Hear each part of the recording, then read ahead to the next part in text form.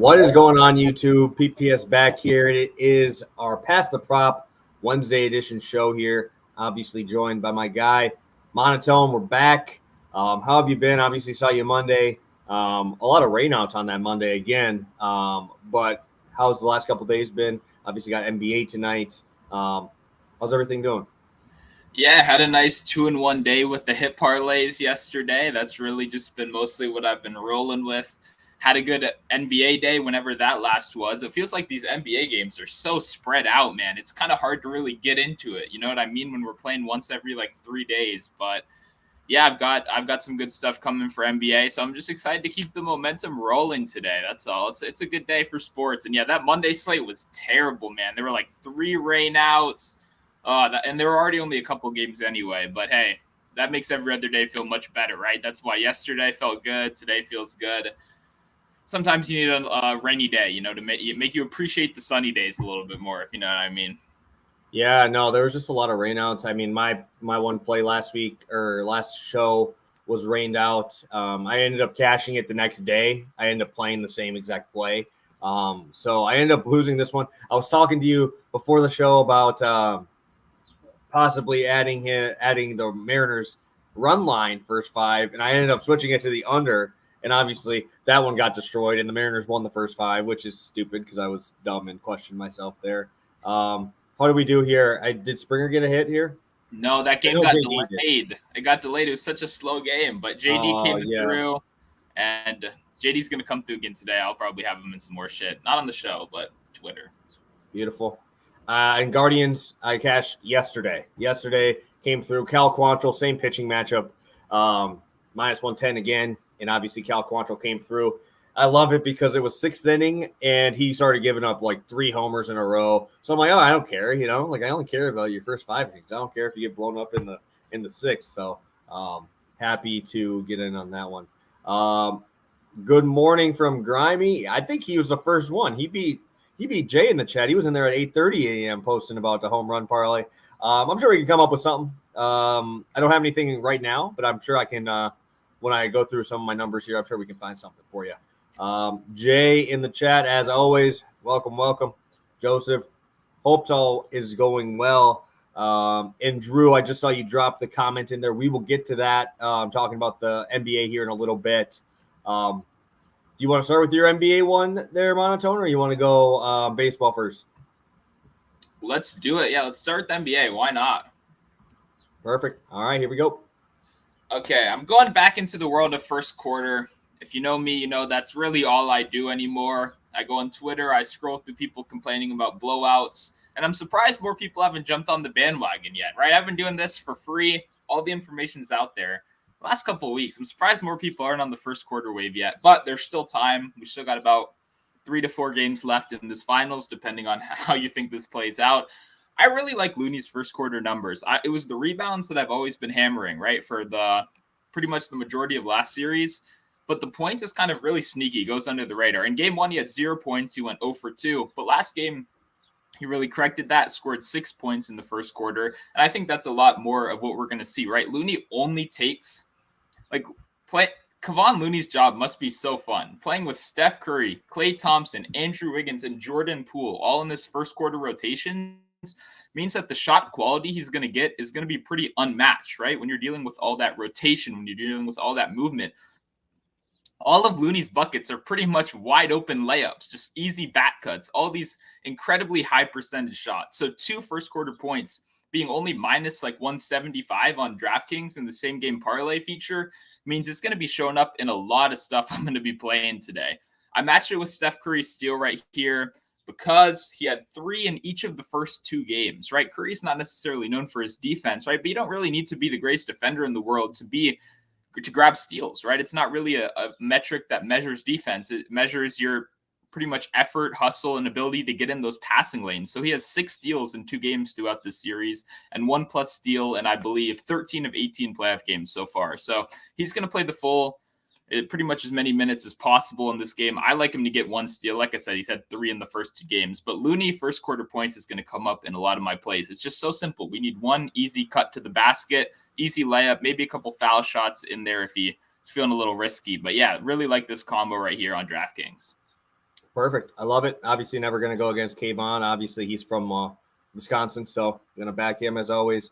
So, yeah, I think that just those offensive rebounds, too, he's been doing pretty well in the glass there. So, just those putbacks obviously help your rebound props and help your first quarter prop cash in there. And, yeah, Ben, I know you're talking about my Reds play yesterday, the 9-0 one. We're going right back to another first five here. And one I really, really like. Giants Rockies first 5 over 4.5. This is Alex Wood versus my favorite fade and Antonio Sensatella. First off, let's just get into some trends here. There's trends that are backing this up the wazoo here. So we're going to the Giants. They're at home today. They're actually 18-6 at home to the first 5 over. That is the second, actually the best in baseball for a home record there.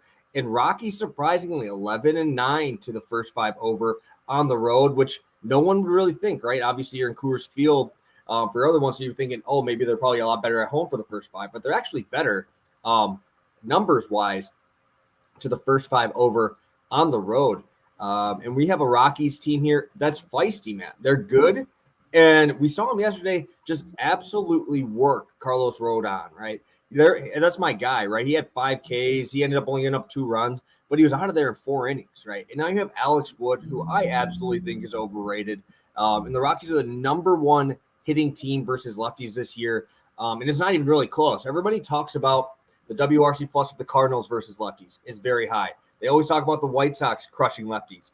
And that's great, right? But that's number 3 and number 2. Guess who number 1 is? It's the Rockies, 290. They're batting 289 against left-handed pitching this year. And I don't think Alex Wood's going to miss enough bats here to control this Rockies team. And I don't even need to go in much more on Antonio Sensatella. I hate this guy. He is awful, but he is a great fade, man. He's awesome. He is awesome for getting me paid on taking overs on hits, overs on earned runs. It really doesn't matter. I think this is a great spot. I think just because we're in this field is the reason why this number is as low as it is. But Sensatella, great fade. Alex Wood is a lefty facing up against the number 1 lefty hitting team. Give this up to me, man. I love this spot. This one's probably going to end up being a little bit more than 1 unit for me, to be honest.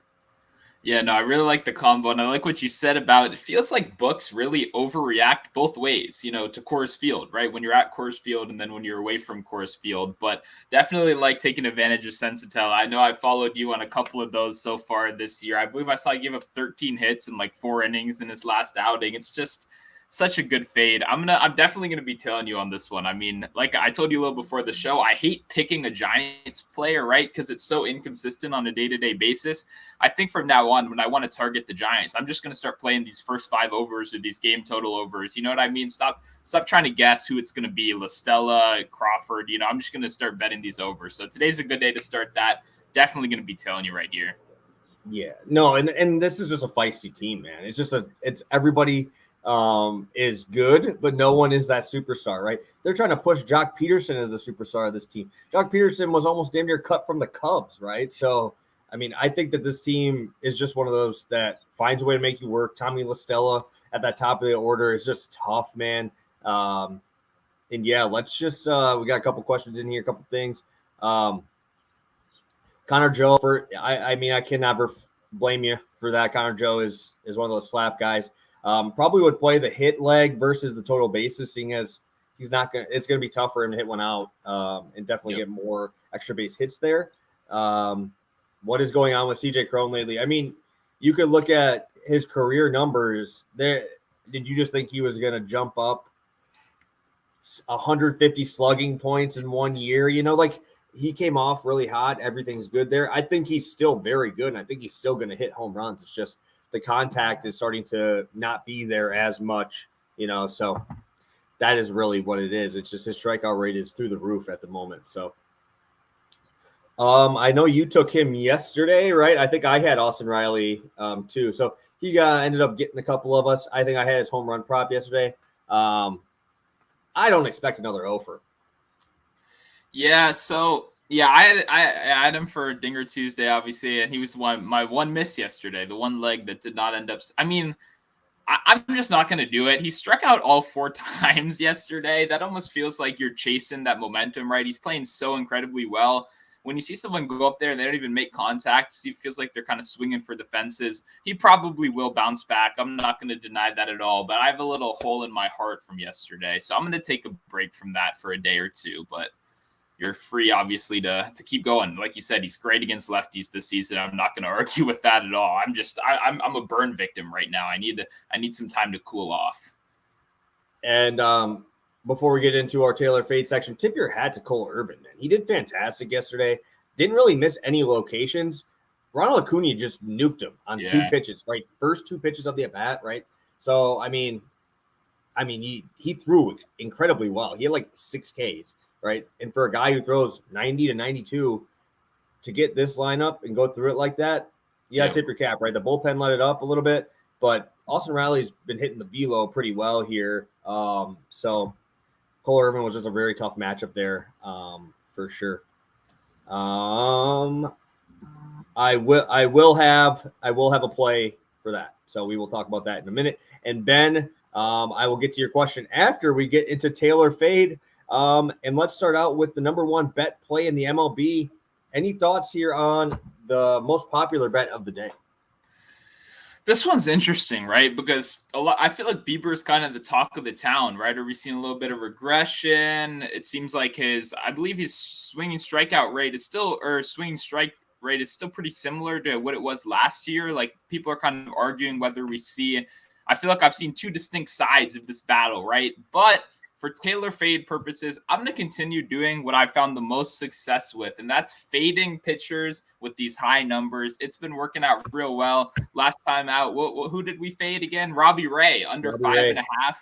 That worked out pretty well for me. I'm going to go right back to it and fade Shane Bieber. I'm going to go under 6.5 strikeouts for today's show. What about you? What are you thinking? I think I'm going to be on the under as well. I don't think I'm going to be rolling with Bieber here. When I talked about him, I think on my YouTube play of the day a couple of weeks ago, and it's all based off his slider, right? That's really the only swing and miss pitch he has. He's sitting at least at the beginning of the season, almost like 91 to 93 on his fastball velocity. And this Texas team is kind of starting to find his footing. You're starting to see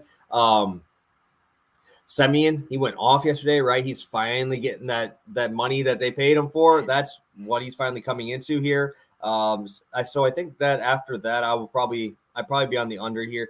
There is a lot of strikeouts in this lineup. It's just there's a lot of power throughout it as well. So I'm going to take the under here. I think this is a low strikeout game, but a pretty entertaining one. I think this one goes over the total. And I will kick this one to you. I've watched a little bit. I'm going to fade it just because I don't like Marcus Smart, but I'll let you actually give me some numbers here. Well, yeah, this one's interesting, right? Marcus Smart, it's kind of hard to get a good read on this series so far, I guess, because last game was a blowout, right? So Marcus Smart only scored 2 points last game. He hit this number in the first game. But you could also argue that Marcus Smart was a kind of a big reason why the game was a blowout, right? He was turning the ball over, only scored 2 points. The biggest thing for me right here is volume. His volume has not been very consistent, right? Even when he had 18 points in game 1, that was only on 7 for 11 shooting, which means he was incredibly efficient. What we've seen so far is pretty much Jason Tatum not playing like the superstar we've seen him play like the whole postseason. I'm going to have to assume in front of this Boston crowd that normalizes a little bit. Jaylen Brown, obviously a threat to score 35 points plus on any given night. I'm going to fade Marcus Smart right here. I think he's going to work into a little bit more of that facilitator role that we haven't been seeing as much. His assist numbers are pretty down from what we've seen so far in the series. So I'm going to fade Marcus Smart, make it a double fade today on 2 of the most popular plays on the slate.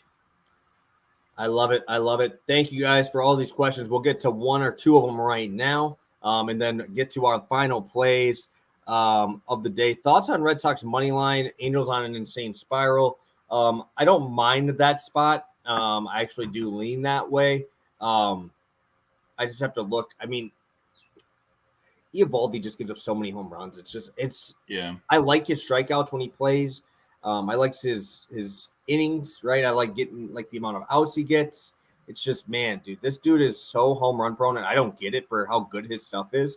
But I think he's like first or second in the big leagues in home runs allowed. This is probably a Shohei Ohtani, Jared Walsh sprinkle day that I'm going to be on. I might use that actually as my play for our home run parlay we make at the end here. But, yeah, Eovaldi's disgusting, but man, it's tough. It's tough for me to back Evaldi when I'm having to pay the minus 160 price tag. Okay, that's what I was curious about, because if this is minus 130, then I like the Sox against a lefty too in this situation with their best pitcher on the mound. But interesting, 160. I'm probably not willing to go that high. Maybe 135 sounds a lot better to me. But you also got to imagine the Angels are going to fix this one day or another. Is Trout in or out? Do we know? He obviously left yesterday. He said it wasn't a huge deal, but I'm going to guess they're going to precautionarily hold him out. Gotcha. That obviously affects this number as well too. So I would maybe wait on that for a little bit more clarity if we're laying down some big bucks. Perfect. Well, let's get to play number 2 for you. Plus money for both of our final 2 plays. Let's get right to it. Yep. Going back to Cooper, he did me well yesterday, obviously. I was actually getting real frustrated that my team's getting freaking destroyed, and you see the one guy that you bet on not get a hit, right? It took him, I believe, 3 times through the order to get that hit yesterday, but he got it done, right?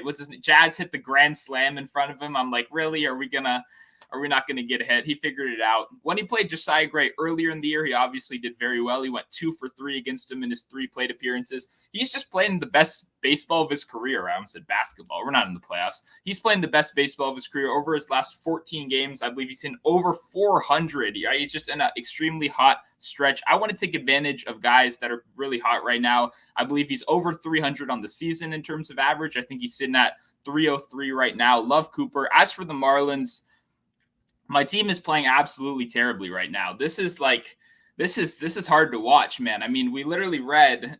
Did you see the thing with the Marlins with what he said before the game, where I think the team's going to come out flat today? Did you read that?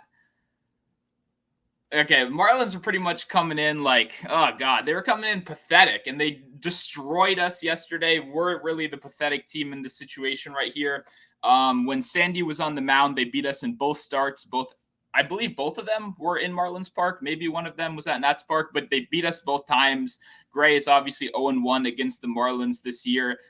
I'm just going to fade the Nationals right here. We're playing pretty bad ball right now. Obviously, pitching is tough right here. We have our best pitcher on the mound with Gray, but the bullpen is pretty beat up right now. I'm not sure who's going to connect them from, let's say, inning number 6 to inning number 8. That's going to be a real sweat if Gray can make it 6 innings this one. I just really have no faith in the Marlins right here. Going to continue to ride this one that's worked very well. Plus 110 right here. Like the plus money. Yeah, can't go wrong with the plus money. We got the ticker up, got all the plays ready. And as you can tell, the last play there is my second one. I am doing a hit parlay, one thing I usually don't do too much. I saw Jay in the chat talking about my guy, Christopher Morel. I love this dude. I was on his total bases yesterday. I was on his hit yesterday. And he goes yard, right? So we have Jordan Lyles on the bump for Baltimore. Obviously, everybody knows he's actually pretty good at home. His home road splits are actually pretty drastic. 2.9 ERA at home versus 6.03 on the road. But there is luck involved in this. He's given up a 2.88 batting average at home. So obviously, this is not sustainable, right? That ERA is not sustainable. Morale has a hit in 19 of 21 games. I mean, he's been fantastic every single game since he's been up. He has been on base. So that's obviously a pretty crazy streak to have to start your career. And then we got Kike Hernandez, baby, one of my favorite guys to back when he's facing a lefty. A 134 WRC plus versus left-handed pitching so far this season. 250 batting average, but a 500 slugging percentage versus lefties. We have Detmers on the mound. I'm not a huge believer in him. I mean, obviously he did throw the no-no, but like a 12 to 14% K rate. I just have to check home road splits on that. But low K rate, a guy who strikes out quite a bit in Kike Hernandez. So if you're going to be a guy that doesn't miss bats, Kike is swinging hard. It doesn't matter 0-2, 1-2, 3-0. That bat is coming off and it's coming off hard. There's daddy hacks every single time he swings the bat. So obviously I like the matchup with Lyles. I like the matchup for Kike here. He's had a hit in 14 of 15 games. He had a 10-game hit streak come to a close, and now he's had 1 in 4 straight. So obviously we'll take that. So really like the spot for both guys here to cash in on this one.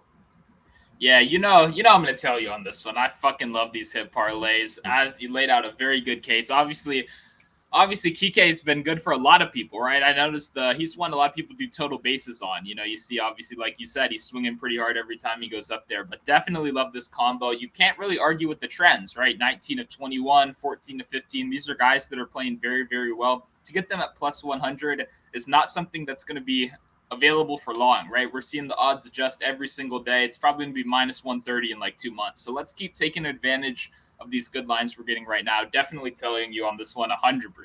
100%. Yeah, when's the last time you saw a guy who's 19 for 21 in hits and it's like 230, minus 230, right? That's just not enough. And then obviously Kike. And one thing that I do really like about these is they're both leading off, right? So they both have the ability to get that fifth at bat if they do go over. Do really like that as well, to have that as a spot for us. Let's look here. We need what? Do you know what this means? Yeah, like the day baseball, like Pirates game and then the Blue Jays game. Okay. Yeah, I lean Blue Jays. It's just weird. It's weird for me because Singer is very, very good. He's a very highly touted prospect. One of my buddies actually played with him at Florida. I mean, he's really damn good. It's just he's so inconsistent. You've seen an outing where he's had, 9 Ks, right? You've seen the ones where he's had 1 and he gets blown up, right? So with a Blue Jays team that strikes out a lot, I think it's going to be such a weird spot. I don't have any money on that game so far, but I mean, you kind of have to lean Blue Jays just with the way that they're playing right now and the way those bats have just come alive. Everybody was talking crap about them early. And just Kikuchi's very inconsistent as well. So it's just like, maybe just take the over. I mean, yeah, I'm a sucker for Kikuchi, like I've said before, but I feel like he keeps letting me down. So I don't know how long that's going to last.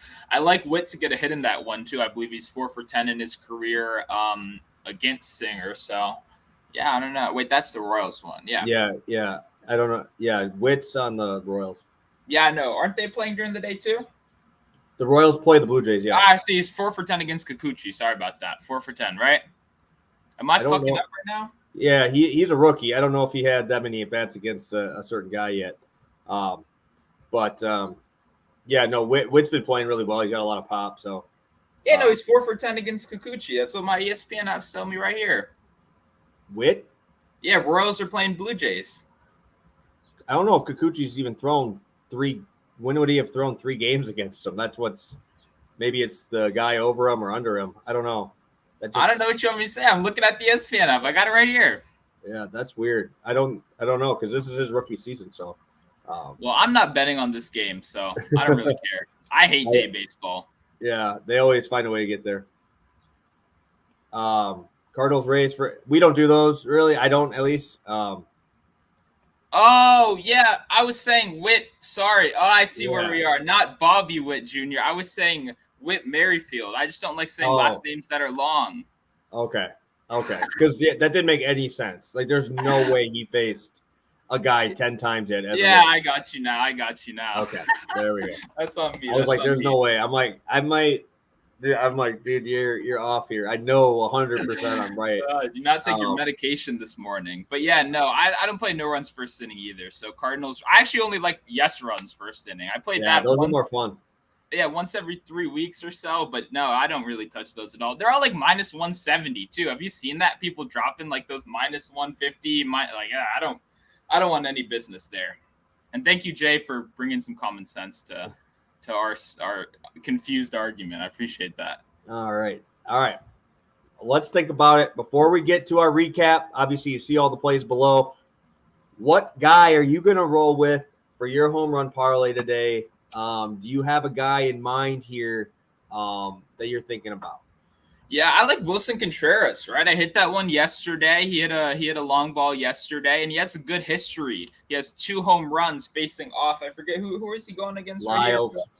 Lyles, he already has 2 home runs in his career against him, and I believe only 7 at-bats. Obviously, a pretty good ratio right there. He's hot. He had a home run yesterday. Contreras has been my guy.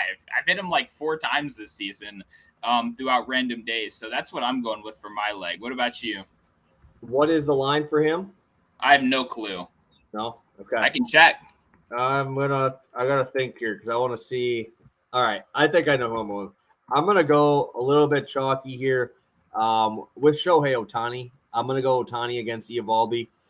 What's going to happen here? I'm going to tell you right now is Shohei Ohtani is going to strike out his first at-bat, strike out his second at-bat, and Eovaldi's going to be late in that start, and he's going to hit a nuke off of Eovaldi. Eovaldi is allowing a 2.10 batting average to lefties this season because his splitter is disgusting. In 24 innings, he's given up 7 home runs. 7 home runs in 24 innings versus lefties. And that's only a 95 total batters faced. And he's only given up 19 total hits. So that's like over 35% of his hits allowed to lefties is a dinger. So give me Shohei Ohtani. You know he's swinging hard. I'm thinking we're getting definitely a nuke from Ohtani here. Yeah, okay. I checked Wilson's plus 370 and Ohtani's plus 310. Those are thoughts on FanDuel. That's tasty. That's a winner right there too. And then what's his Ben mentioned Judge.